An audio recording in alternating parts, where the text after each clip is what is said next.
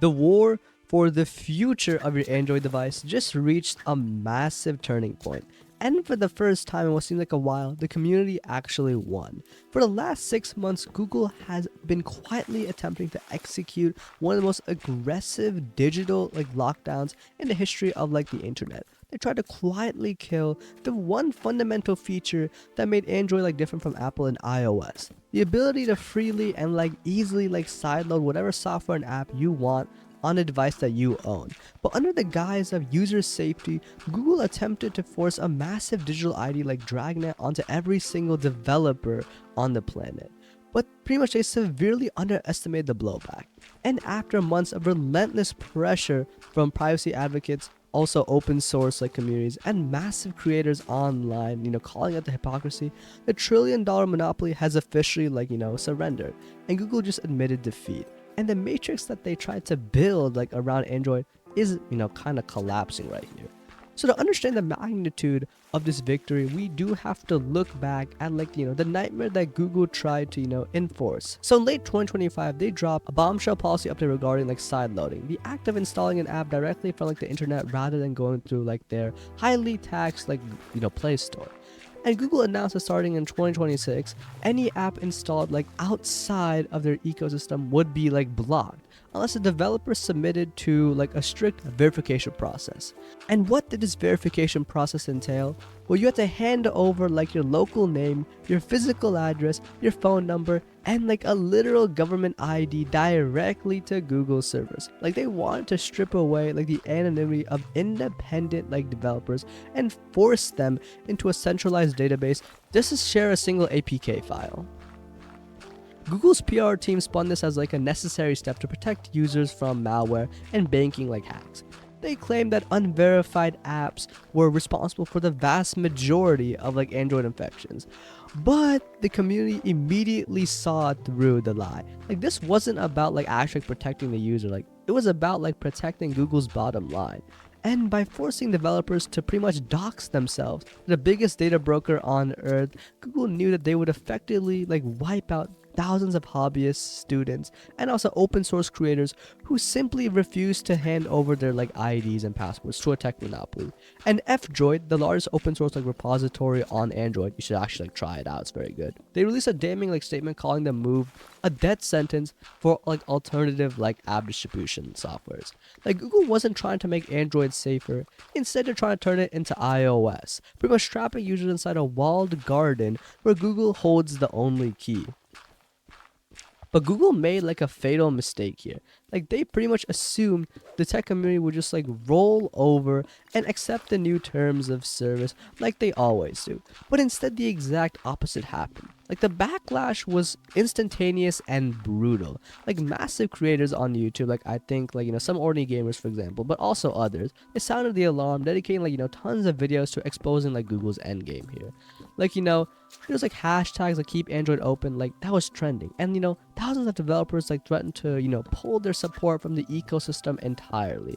Regulatory bodies in the European Union, already armed with the Digital Markets Act, they began watching Google's move very closely. And the company was suddenly caught in a vice grip, either push forward and risk a massive antitrust lawsuit, or back down and admit that they overstepped their bounds. This week, we got our answer. And in a massive victory for digital privacy and also device ownership, Google officially walked back their draconian verification mandate. In a quiet update, they pretty much announced a compromise that effectively saves anonymous sideloading from pretty much extinction. So instead of outright blocking apps from unverified developers, Google is introducing an advanced flow bypass. So yes, they are adding a 24-hour waiting period and a few extra warning screens to deter casual users from downloading sketchy software. But the thing is, the core functionality remains intact. You can still bypass the restrictions and you can still install whatever you want. And most importantly, independent developers can still be able to distribute their software without having to scan their government IDs into a corporate database. This retreat is a humiliation for Google's executive team. Like they pretty much spent like months trying to convince like the public that anonymous software was like a threat to national security, only to fold the second like the community like threatened their market dominance.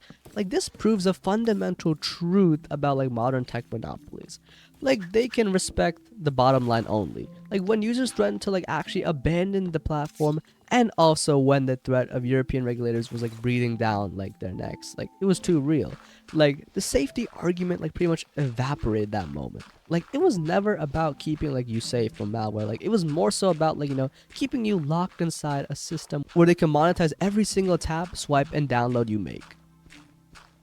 The psychological impact of this victory cannot be like overstated. For the last 3 years, like we have been told that the era of like the Wild West internet was like over, and we have been told by monopolies and governments that all the scans, IDs, and corporate gatekeeping are simply the cost of doing business in like the modern digital age.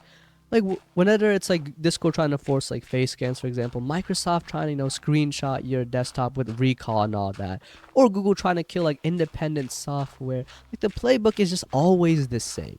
Like they manufacture a crisis, blame it on enemy, and then offer like total surveillance as like the only cure. But the Android sideloading rebellion like pretty much proves that the playbook is failing here. Like we have reached like a point where like we can see through the lies, and the market is officially like rejecting the dystopian future that these companies are trying to build. Like we reject it. By forcing Google to keep like the back door open, we have preserved one of the most important digital rights of like the 21st century, which is like true device ownership.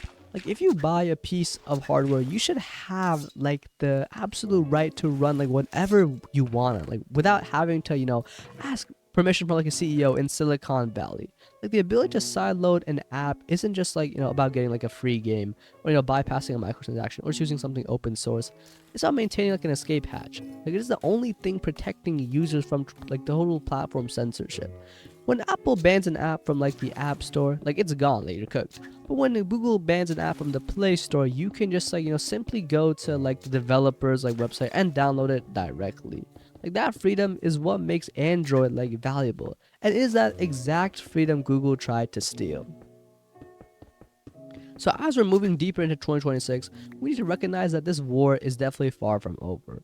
Like Google may have retreated on like the immediate like verification mandate, but they are already working on brand new ways to make sideloading as painful and frustrating as mathematically like possible. Like they will continue to add friction. They'll continue to throw up like warning screens, and they will continue to lobby governments to make alternative like app stores legally questionable. Like they are playing a long game of attrition here, hoping that eventually we will simply get too tired to fight back. Like the advanced flow waiting period is a victory, but it is also a warning. Like they are testing like defenses, looking for weaknesses in like the community's like resolve. But if this week proved anything, it's that the resistance is stronger than like ever. Like the massive corporations thought that we were like too divided, like too apathetic and too addicted to like doom scrolling to actually draw a line in the sand. But they were wrong. Like the gamers, developers, and also like just privacy advocates and normal people, they realized that, oh, we actually got to work together, and they forced a $1 trillion empire to like blink. Like we saved Android for now effectively, and we proved that the internet still belongs to the users. So that's pretty cool and all, but the game's not over yet. But yeah, keep on sideloading, keep on supporting open source software, and yeah, I'll see you next time. And always just, if you have anything to say, type a comment down below. Anyways, I'll see you next time.